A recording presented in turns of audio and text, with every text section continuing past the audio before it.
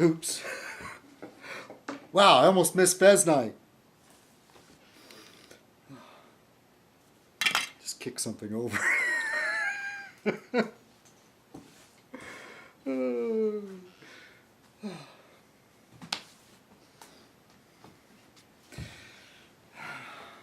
Well, first of all, I want to start off by apologizing. I'm going to adjust this light a little bit. First of all, I want to start off by apologizing for subjecting those of you that watch Fez Night to a 52-minute long Fez Night. There should probably be a special place in hell for me to talk and babble and ramble for a full 52 minutes.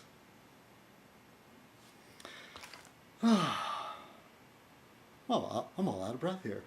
I want to thank Andy for the makeup tips. If there's anybody that's an expert on blending her makeup into her receding hairline, that's Andy.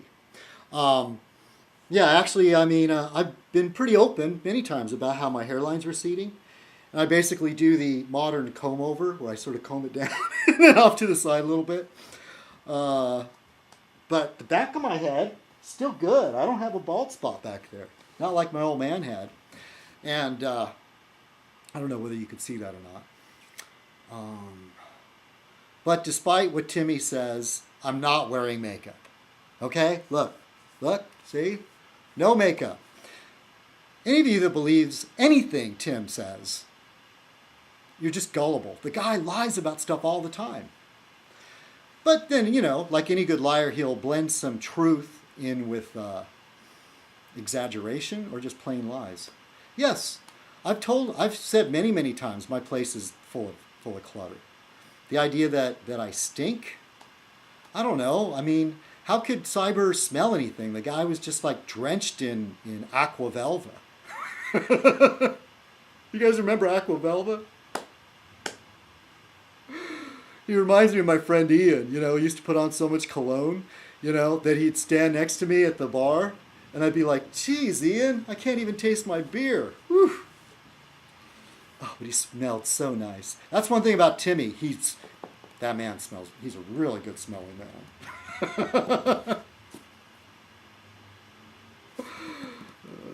No, he's not. He stinks. He smells of Ben Gay and, what's the other one? Oh, Timmy smells of Ben Gay, used diapers, and Gold Bond. What are the old people smells, huh? Gold Bond and Ben Gay. What was the other one? What was the other classic? Oh, I can't remember. What was that green liniment? Oh, man. Came in a bottle, and it was like basically alcohol and some other herbs or whatever, and it was green. It had a really distinctive smell. God, you don't see it anymore. But he was a liniment, you know, for sore muscles and stuff. Yeah, he smells of that. You know what? I'm sure after I'm done recording this, I'll remember. Yeah. So yeah. You know, Andy, please do, you know, make a makeup video and, you know, demonstrate your techniques for applying makeup. But, you know, you kind of, you know, apparently you don't want to show your face. So, you know, basically you're a troll. And I know you're not going to make a makeup video. Should probably kidnap a duck and try to put lipstick on its bill. Yeah. No, speaking of Timmy, all right? I happened to watch his video he posted this morning called Santa Maria Larry. And I was looking down in the comment section, and Timmy wrote, I always know when Citizen Fail has watched my videos, he leaves a dislike right away. Funny. And then, oh yeah, here's my Timmy imitation. He'll laugh. Oh my God. Oh my God. He does it like that, kind of. You know, he does that in his voice. All right, that was pretty bad, huh? Well, Timmy, I don't thumb down your videos. Admittedly, okay, probably 6 months ago, a year ago, I might have thumbed down one or two of your videos. But if I did, which I didn't do today, and I haven't done it in ages, I would leave a comment. But you have me blocked. And what is it? What are you afraid of? You know? Are you... Apparently must be... Yeah, Timmy is very, very sensitive. And he doesn't want anybody to write anything negative towards him. Even something like, Timmy, you're wrong, you're lying, what you just said isn't true. You know, he can't have anybody doing any kind of rebuttal there on his page. Because then after all, he would probably feel obligated to type a response. But as he himself said, he can't complete he can't type a complete sentence. But I know I treat my enemies different than I do my friends, but even you, Timmy, I would give you a pass. I wouldn't point out your grammatical errors. It's not so, let me say this again, it's not so much about the spelling, but it's a humorous, what I find funny, swapping of words. And it can be done to comic effect. But the thing is, it's not intentional, which makes it even more hilarious. I want to thank Boba McGraw for giving me a clue there. I kept saying the ire in ire 138 is pronounced ire, which Boba McGraw pointed out, and he would know, in Irish, which is, and one thing is like, I thought for years that the language spoken was Gaelic, but technically the language is Irish. And he said in Irish, the E-I-R-E is pronounced air. Air, as in the atmosphere, air. So thanks. And let's see, I've got these two fezzes here, okay? And of course this is in black and white, the video. But I will tell you that this is a maroon fez, or a burgundy color, deep red, and almost a blood red, with a black tassel, okay? And originally, and you see in the icon, I had a red fez with a yellow tassel, which currently Monk now owns. And, which currently, that's redundant, which Monk now owns. I sent that to him. And so Monk has the original Citizen Kong fez. And I don't know, I kind of wanted a 100% wool fez, more of a traditional kind. And so I bought one. And then later I bought this is blue. It's probably some type of gray, and with a white tassel. And I bought this one intending it for Dr. Bender. I'm going to have a little lint on here. And but when Dr. Bender would wear it with his Dr. Bender style glasses, smoking a pipe, it just didn't look right. And even though Dr. Bender is leader of the Royal Order of the Fez, he wears a pith helmet because he just Dr. Bender. Now the original pith helmet I gave to Timmy, and I think he wore it like once. And you know, it's a funny thing. The original pith helmet had like a leather strap across the brim, which is intended as a chin strap. And almost immediately when I gave it to Tim, he tried to take the leather strap down to use it as a chin and broke it. Albeit, it's really there for show, you know. It can be used as a chin strap, but the pith helmet was so old that the leather had become brittle. And yeah, I thought, oh, that's too bad, he broke the chin strap. I don't know whether he still has it. He could use it for one of his puppets. It might be interesting. He can make a Dr. Bender puppet. So anyway, I have these two fezzes. So I ended up, sometimes I swap off and I'll wear the blue fez. Excuse me. I forgot my cup of coffee.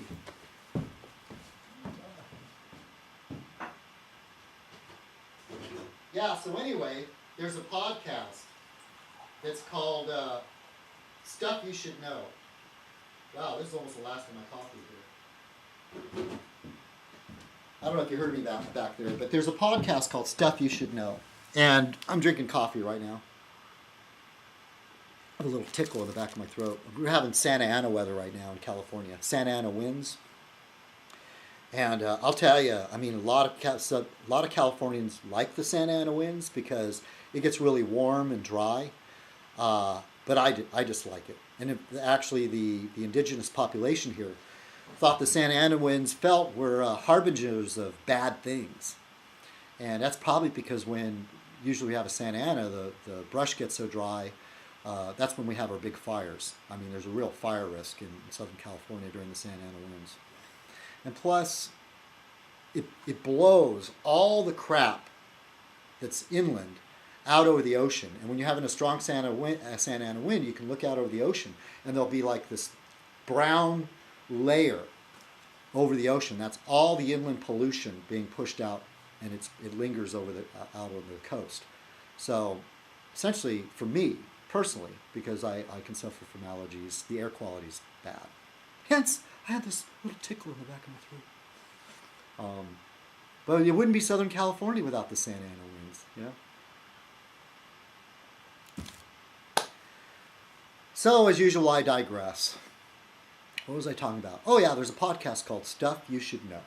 And they did a really good podcast, and more about that podcast later.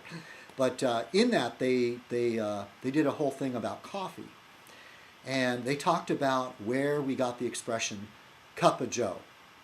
And it's kind of interesting that during World War II, in Britain, when they say a cuppa, they're always talking about a cup of tea. I'll have a cuppa. Oh, there's nothing better than a nice cuppa. And so when the American soldiers were stationed in Britain during World War II,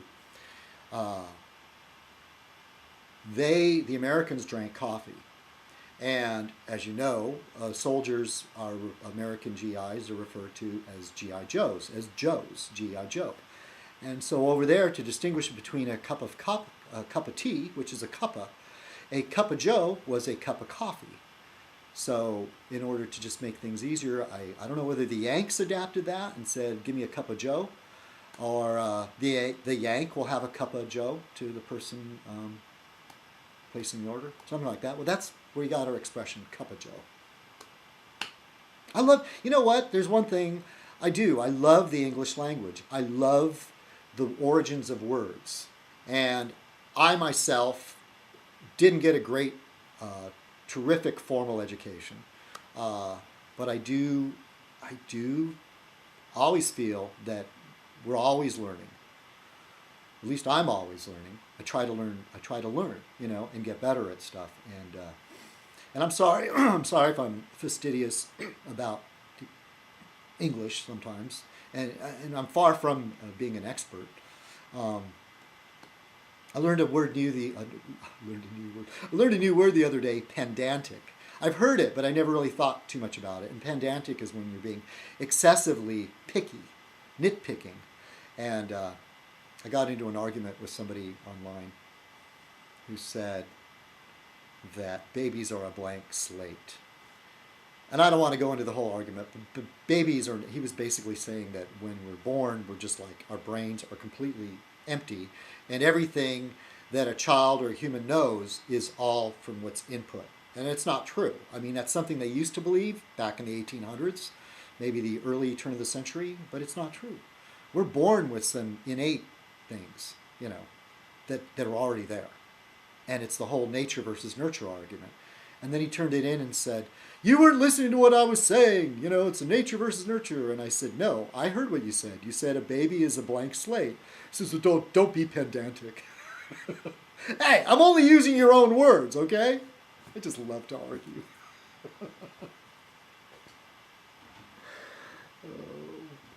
That's one of my problems with women. Never argue with a woman because you will never win.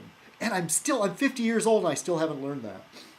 So anyway, I've got these two Fezzes here. I told you the story about the Dr. Bender Fez and this other maroon Fez, the very traditional Fez. And so it's been 15 minutes, and I'll say, it's time to don the Fez. Greetings, fellow citizens. This is Citizen Kong, and welcome to another Fez Night. Tonight's Fez Night shall be called A Tale of Two Fezzes. Hey, you like how I did that? And I know I laugh at the stuff I say. I can't help it. I used to drive my brother crazy. I would tell him a really stupid joke and then laugh. You know, and I know people hate that. I think it's just part of my trademark. I just rub it in. Yeah, sometimes I make up these really cheesy jokes. I might tell you a joke that I wrote, but it's a little bit too long. Oh, I'll go ahead and tell it anyway. All right, I came up with this joke when I was in junior high.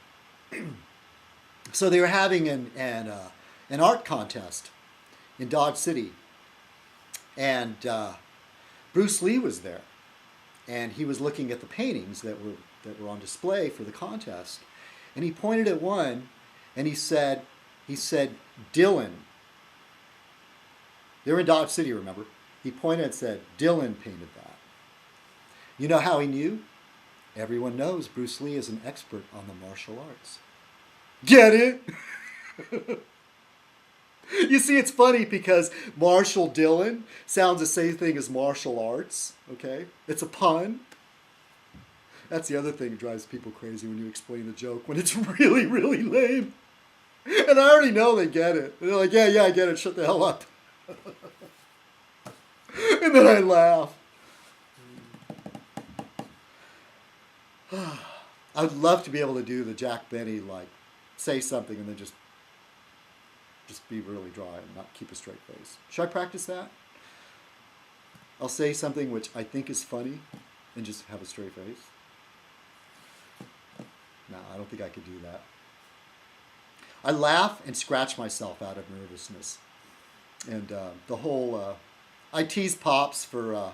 and granted, a single man that has no children, you know, is not married, has no children, and yet refers to himself as Pops, I find... And this whole business about people started calling him that first. No, if memory serves right, when he opened up his channel after the big wars, the Pop Art Production, right away it said on the channel, called me Pops.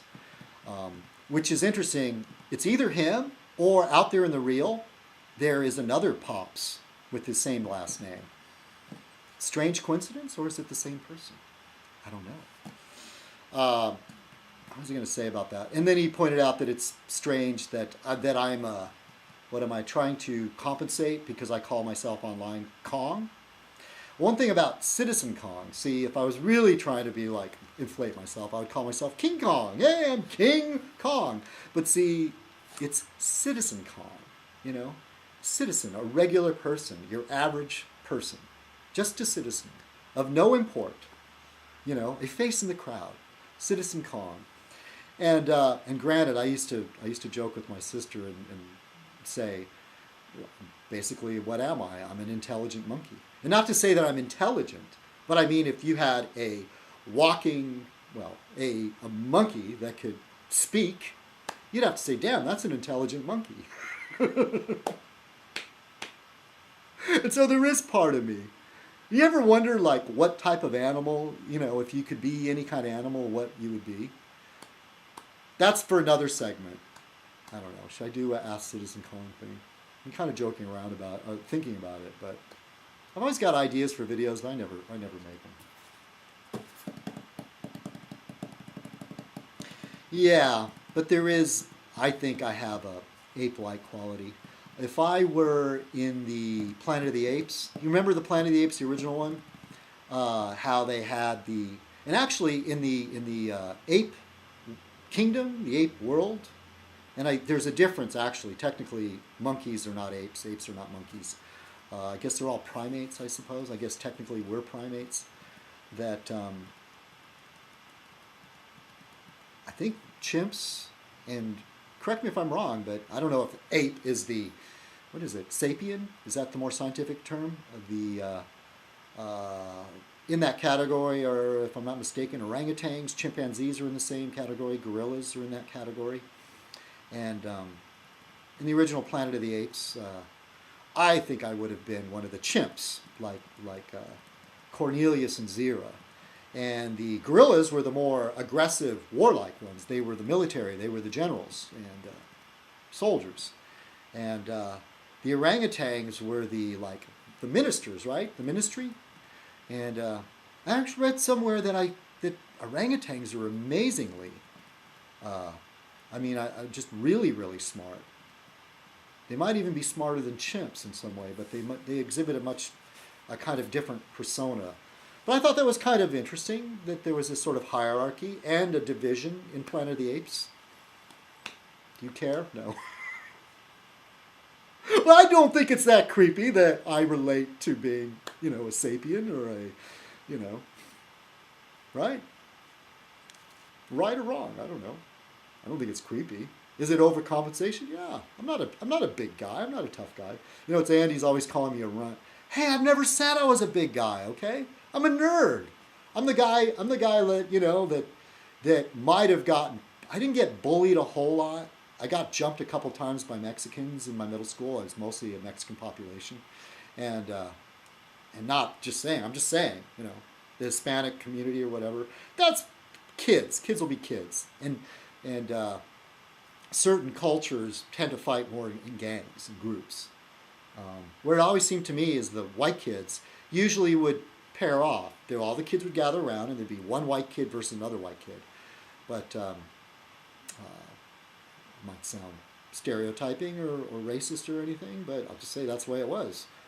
Mexicans in my school, they didn't fight that way. They would gather as a group and try to call somebody off from their side, get them alone.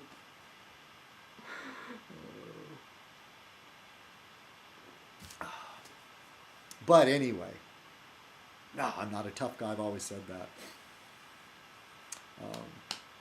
I'm 5'7", and I fluctuate between 100 and 145 pounds. Lately, I've been like about 138. I know that because we have this shipping scale at work, and I can step on it. I even subtracted my boots and my knife. So that weighs about 5 3/4 pounds. I just subtract 6 pounds. Yeah, so you can use that against me. So just call him. He's only 5'7", and he's skinny.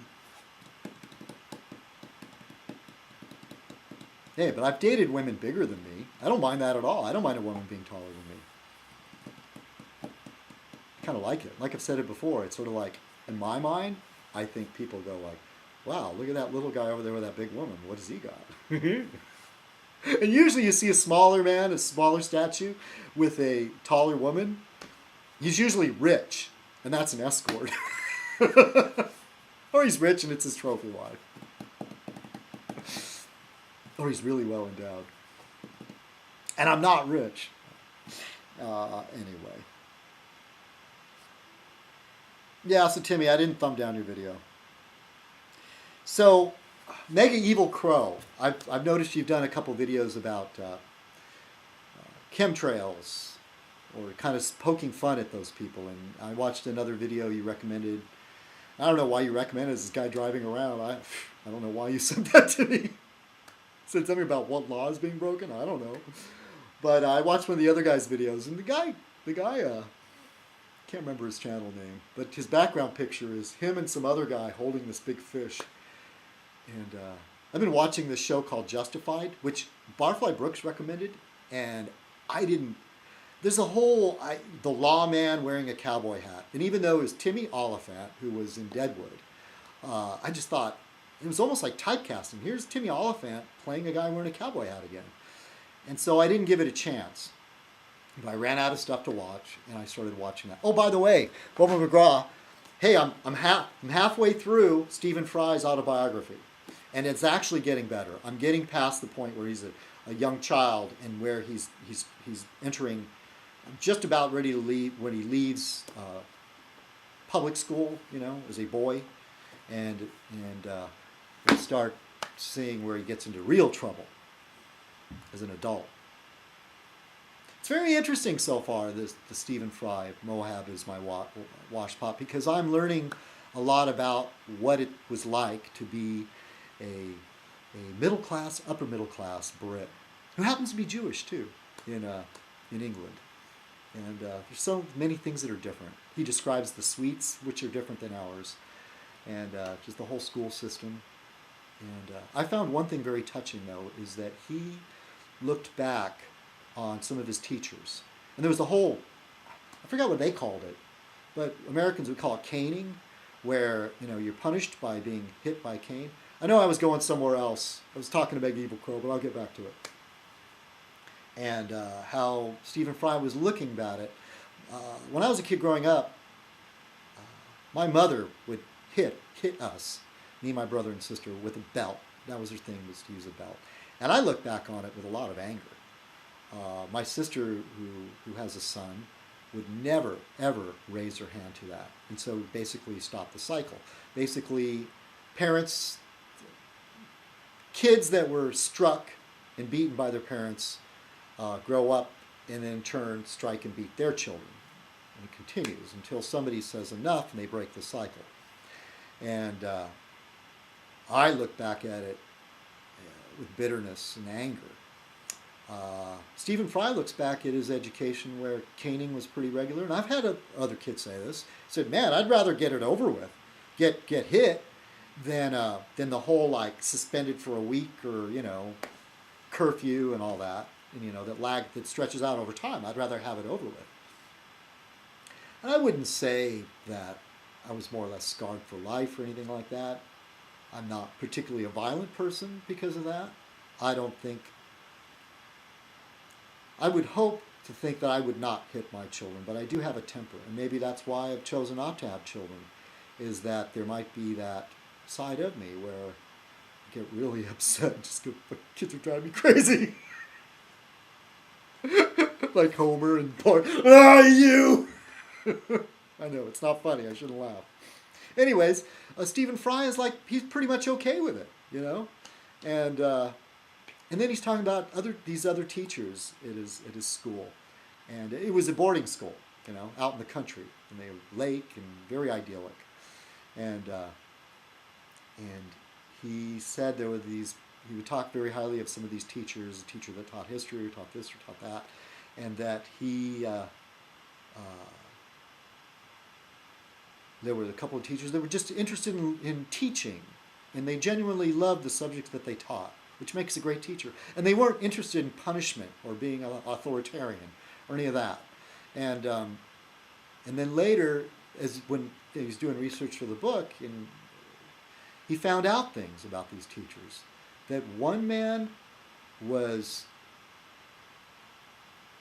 taken by the Germans, as was a POW, and then escaped, and then went on to fight in several other battles. One of his teachers was taken by the Japanese.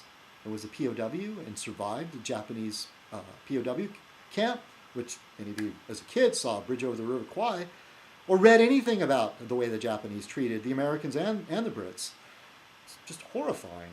At least when you're captured by Europeans, at least the way it used to be, you were treated with some honor and dignity, at least if you weren't an officer. That's the whole thing about fighting wars with people that are not European.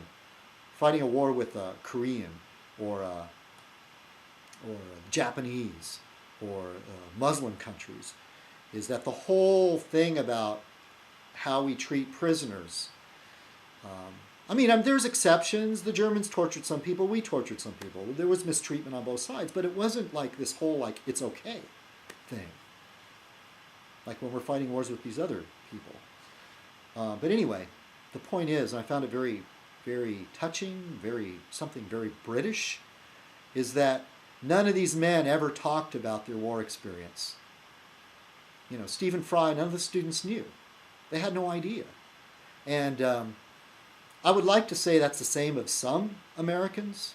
There are a lot of, I think, American GIs, soldiers that went through war and came back and like to keep their experiences to themselves, probably because maybe it's pretty traumatic. Maybe that's one reason they didn't talk about it. But there is the other type of American that I think boasts about his time. Or maybe they don't. I don't know. I actually, everybody that I've met firsthand, and I would meet people that were in NAM, unless they got really, really easy duty, they wouldn't talk about it. Like I met one guy who was a helicopter pilot, and he said, "Oh man, it was great. You know, helicopter pilots had this compound, and they could like play basketball and all that. And so it's actually his Vietnam experience, you know, guess he said it was a great time. I mean, I didn't ask him any specific questions, but he was just telling me this one bit. But the other gentleman that I met, who was actually, I guess technically he was Cajun. He came from Louisiana, and was there like, you know, I think he had a French last name, and he was a Green Beret. You could hardly get any stories out of him. Every now and then he would kind of say something, you know. Like I mentioned once about like when you jump out of a building and you know you hit the concrete, do you splat? And he said that he saw firsthand when they would jump out over the jungle overnight, at nighttime, and the way to do it is you had to carry all the stuff with you, but you didn't wear it on your back. You had it on a tether that would dangle beneath your legs, and you would jump into the jungle at night. And he said when a man's chute did not open, it's essentially the skin doesn't burst. It's sort of like all the bones break, and you're just like a sack, you know. And that's one of the only things he ever told me. And I was kind of flattered. He said something to me once. And I don't know whether people say that just to make you feel better or something like that. In fact, I had another guy that was a Marine. We called him Papa Joe. And he really was a papa. He was a grandfather. He had children. He had a whole family. Papa Joe. And he was Italian. And he was in World War II and was a Marine during World War II. And he said, to both these men, the Green Beret and him, I said, man, I don't know. I don't know what I would do. I don't know whether I would have the conviction. I mean, to be honest, until you're there, you don't know how you're going to react and what you're going to do. And both these men said to me, he said, you do better than you think you would. And I still say I don't think so. I would rather avoid it entirely. But do any of these men have a choice? No. I don't think this Cajun gentleman volunteered, and the man who was in World War II, perhaps because of the whole, you know, you gotta go. Patriotism ran a lot deeper back then, but I doubt some guy from Louisiana. I never asked him, but I don't know. I would think, why would a Cajun want to go fight for the United States of America? I don't know. I still say I don't think I have what it would take, really. I told Barfly Brooks, who was recommending Band of Brothers, and what was the other movie, the Pacific, which are great, really highly recommend them. If you like anything like war pictures, and which I do, but I prefer ones that take place in the Middle Ages. And I was telling Scott, I said, I'm avoiding watching this because I've met people that were in World War II. It's still too close to home, you know, and it's, to me, when I'm watching, it feels too real, you know, and but watching something like Rob Roy or what was the one about William Wallace, the Scotsman, Braveheart, or any of those King Arthur type sword and whatever armor kind of flicks. I like those. I enjoy them. You know, with Vikings. But still, whenever I say that, man, if I went out and if they stuck me in there and said, you got to go fight, what are you going to do? You got to fight, you know? And me, though, I figured I'd be like one of the first guys to die. I'd be like those guys that, like, ah! And then you get stabbed and you fall. But what are you going to do? You have to do it. Because you can't go back and face people and be the guy who ran away.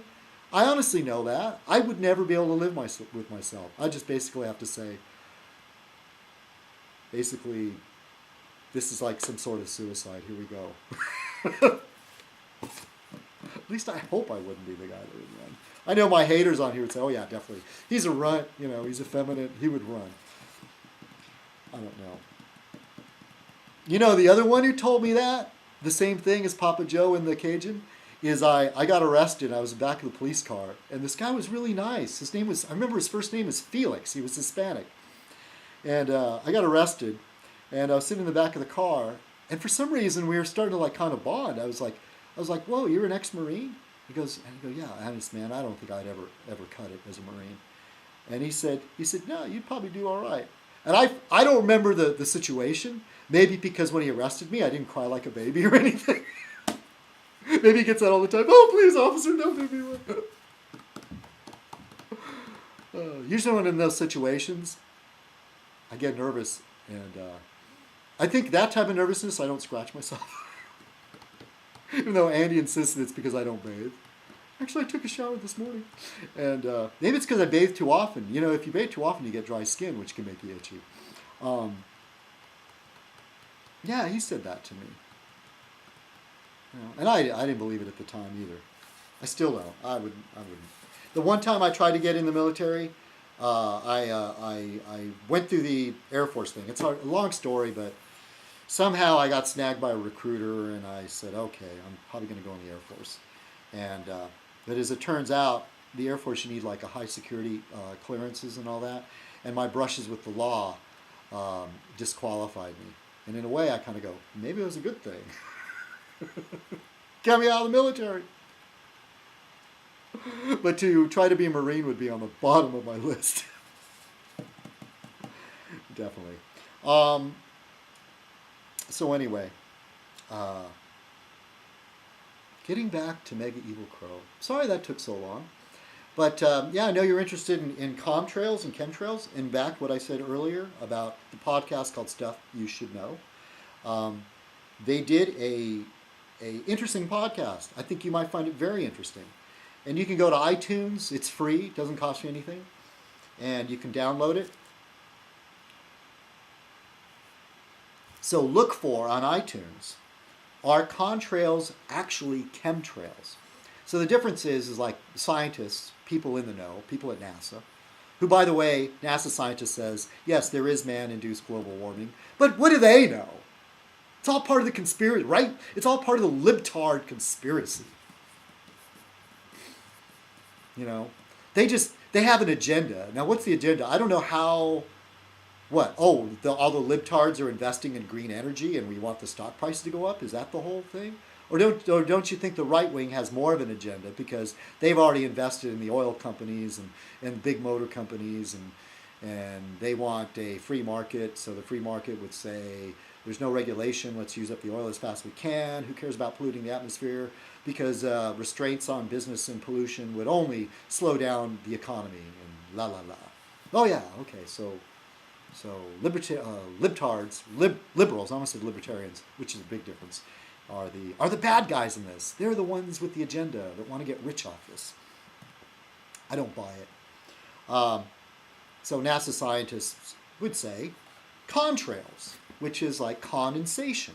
As the hot, moist exhaust comes out of the jet engine at a high altitude hitting the thin atmosphere and the cold atmosphere and forms ice crystals, and that's what we see in the sky are contrails. But the conspiracy theorists call them chemtrails because they say that it's all part of the Illuminati and New World Order. There's various versions of the story, but all the major governments, Great Britain, the only one they leave out of this is China. They say China is not doing this for some reason, according to the podcast. But the United States, Canada, Great Britain, Germany, I suppose, whatever, all the European nations are all in this together. And one version of it is that they're mixing chemicals in with the jet fuel that jet airliners are using, and so as a form of population control to make the sick, the elderly, and the young die sooner. And so you might find the podcast very interesting, and it just doesn't, the podcast also goes into the whole conspiracy mentality, and so that could apply to many different types of conspiracies. I would think the whole lone gun theory is a little different compared to the chemtrail conspiracies, the Illuminati conspiracies, the Rothschild Bank conspiracies, and the truther movement as far as 9/11. That's a little different in my mind. In my mind, there could be a little bit more to the Kennedy assassination thing because there was that whole Kennedy Bobby Kennedy really did piss off the mafia. And there was Castro, and there was a lot of weird stuff going on where we tried to assassinate Castro, and that's come out. One of them was a poisoned cigar, was one of the methods they were going to try to use. So I'd put a little bit more credence in that, because see, is the smaller the group, the more likely they can keep it a secret. But the whole chemtrail thing seems less likely, or the conspiracy that we never put a man on the moon is one of those crazy theories. Is that it's such a large group, such a large organization. You know, that Canada, France, Germany, anybody that has jets, you know, United States, Great Britain, that we're all in it together. Hell, we don't even get along in real life. You know, how are we going to keep a secret like that? Oh, by the way, speaking of all these nations and stuff, did I cover Mega Evil Crows thing? So I recommend the video highly. Also goes into the mentality of conspiracists, how like the idea that oh, here's the proof, you know, that you're wrong. Oh no, you're just part of the conspiracy. They're all in on it. That group's in on it too. Those scientists are in on it. Where was I going to go off on another tangent? What was I talking about? Contrails, conspiracies, Kennedy. Wow, I completely forgot where that one was going to go. Oh, no, I now remember. Hey, stop by Nigel Cromwell's channel and watch the David Duke video that he has featured. I hope it's still featured by the time you get there. It's all about how is it called Mossad? The Israeli Secret Service has floated the idea that they could gain by having Obama assassinated. And I'm presuming that Obama would be assassinated and they would make it look like somebody else did it. And so speaking of conspiracies, it's the Jew conspiracy, which has gone back centuries. Even Martin Luther, the founder of the Protestant movement, who I greatly admire, he himself was an anti-Semite. There's this thing goes so far back, you know, that the Jews are the ones that killed Christ, when he himself was a Jew. You know, and the whole crazy stuff. There's some book that some Russian wrote that's supposedly the truth about how Jews would kidnap Christian babies to drink their blood and use their blood to make matzah. Just crazy. Crazy. There's a lot of hatred of Jews on YouTube. I'm surprised. I was very surprised to see that.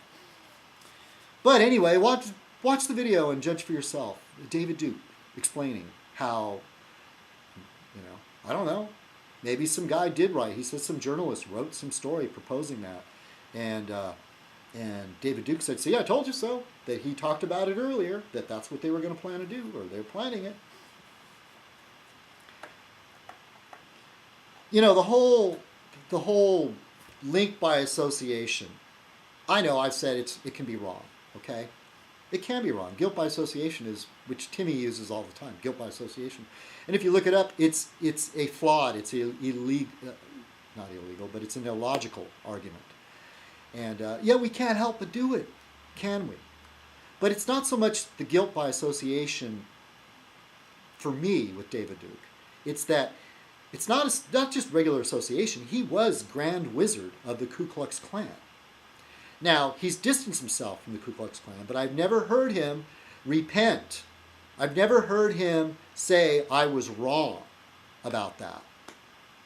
I never heard him, usually when people leave the white supremacist thing and they're sincere, they work for the other side. You know? There was a guy that was on Phil Donahue when I was a kid. And this is way before that movie, was it called American X or something like that? What was his name? Ed Norton played a white supremacist, you know, neo-Nazi that went to prison and came out basically like recanting his involvement with that. There was a guy that years ago when I was a kid, I was on Phil Donahue, and he still had his tattoos, Nazi stuff and all that, and he talked about how he grew up, hating anybody that the whole white culture, the whole white supremacy, and that whites are superior. And and I want to buy this book. It's old, but it's called Guns, Germs, and Steel, and it goes. The argument is that Europeans are not genetically superior. It's the reasons why we, and I include myself in that as a white European. Even if I'm half Mexican, it's still Spanish. And there's a lot of whites that claim to have like Cherokee blood in them and all that, so I still say it's the same thing. Spanish, English, Irish, Scottish, and with some indigenous American in me. So I consider myself part of that group, essentially. I'm not pure, we're all mutts. And in fact, a lot of these people consider themselves pure whites. If they had themselves genetically tested, they'd find out there's all kinds of stuff in there that they didn't know, and be ashamed to admit it was in their blood. Because there's nothing about keeping the races pure is just complete bullshit. So this guy was on Phil Donahue, and he talked about how he was really involved and the things that he did as all part of that. And I can't remember why, but what changed his thinking. But when he did change his thinking, oh man, they hated him. I mean, I think the guy had to go into witness protection and all that. I think he helped infiltrate some Ku Klux Klan stuff. Basically, he turned, and he recanted. He said it was so wrong what he did. He even married I think she was Mexican, a Mexican woman. She was on the show with him, and I've never seen David Duke do any of that. All he did was he softened the language, and sort of started using a newspeak sort of thing, claiming that all he wants good for all human beings, but the really good thing is if we were all separate and keeping the races pure. Essentially, that's the message I'm getting. I commented on one of his videos and he blocked me. No, I'm not saying he's running the channel himself, but it is the official, isn't it not, the official David Duke channel? So that's my thought on it. I asked you to express your opinion. I meant to not express an opinion on it, but I did. Oh, here we go. I'm going to have to apologize again. I'm sorry for subjecting you to such a long Fez night. It's probably I shouldn't do them early in the day drinking coffee. It makes my mind, it just pop like a popcorn popper.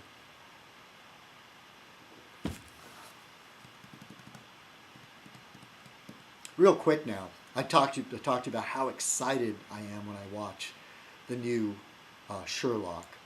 And I was doing some reading online in the wiki, and I found out that the two creators of the new Sherlock, their names, I wrote it down. I did my research. Stephen Moffat and Mark Gatiss. I hope I'm pronouncing those names right. I've seen Moffat plenty of times, so I think it's pronounced that way. I know how to pronounce Stephen and Mark, so I think I've got those correct. Gatiss, capital G-A-T-I-S, and Moffat, capital M-O-F-F-A-T. They were writers for the new Doctor Who. And that was one of the things that the new Doctor Who, not only does it have a bigger budget for better special effects and all that, and I've talked about this a lot, how I really, really love the new Doctor Who. And I still, down deep, I still like David Tennant is my favorite new Doctor Who. But Matt Smith, boy, he really grows on you. And they said, I was watching a YouTube video where they said that the actress that plays Karen Gillan, if I'm not Gillan, if I'm not mistaken, the redhead, she is absolutely gorgeous. And they said that she was probably the sexiest. I went online, looked for images of her. There's pictures of her posing in latex and stuff. A couple of them. Anyways, I mean, she's fully covered, but I mean, we're talking skin-tight latex. That she's the sexiest Doctor Who companion ever. I don't know, though. Billie Piper, the one that played the blonde on and you know how I have a penchant for redheads. Billie Piper is really something. Really, really something. The blonde, anyway, I know most of you don't care. So anyway, yeah, they're writers for the new Doctor Who created the new Sherlock, which I really, really enjoy. I really like that show. And I hope they keep making more of them. I guess that's it. I really, really talked long enough. I think I'll probably wash some dishes now and smoke a cigarette, take a nap.